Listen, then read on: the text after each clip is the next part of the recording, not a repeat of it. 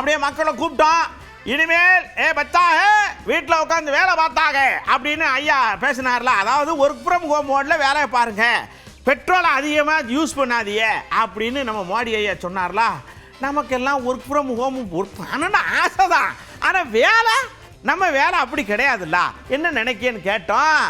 இந்த ஐடி ஃபீல்டை தவிர மீது எல்லாருமே வேற லெவலில் பதில் சொல்கிறாங்க. இந்த போர் பதட்டம் இல்லை, பொதுவாகவே எரிபொருள் தேவைங்கிறது நாளுக்கு நாள் அதிகரிச்சுட்டே வந்துட்டு இருக்கு. அதோட தேவை குறைக்கணுங்கிறது ஒரு தவிர்க்க முடியாத ஒரு சூழல். இந்த நேரத்தில் இப்போ தட்டுப்பாடு உள்ள நேரத்தில் இப்போ மோடி இந்த கோரிக்கையை வச்சிருக்கிறது ஒரு வரவேற்க உண்டு. நான் ஃபர்னிச்சர் கடை வச்சுருக்கேன்.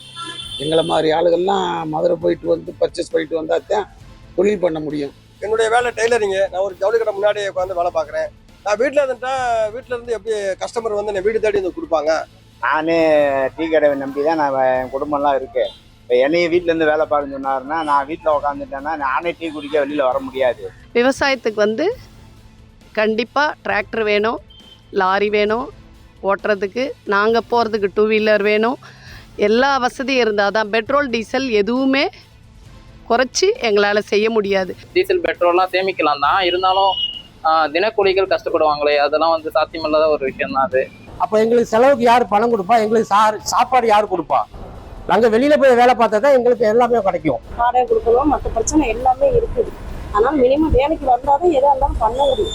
நாங்கள் வருமானத்தை தேடி போனால் தானே எங்களுக்கு வருமானம். மளிகை கம்பெனியில் தான் ஒர்க் பண்ணுறேன்.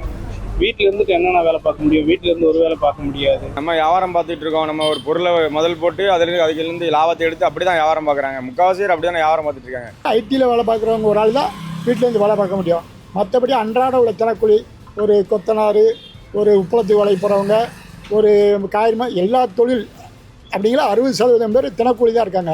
அன்றாடம் வேலை பார்க்குறவங்க, அன்றாடம் வருமானம் வரவங்களுக்கு வீட்டிலேருந்து வேலை பார்க்குறது ஒரு ரொம்ப ரொம்ப சிக்கலான விஷயம். பாரத பிரதமர் மோடி அவர்கள் அறிவித்துள்ள ஒர்க் ஃப்ரம் ஹோம் என்ற நிலைப்பாடு தற்போதைய சூழலில் ஏற்றுக்கொள்ள முடியாத ஒன்று. வேலைக்கு போனால் தான் சம்பாதிக்கும் போது இது சாத்தியப்பட்டு வராது.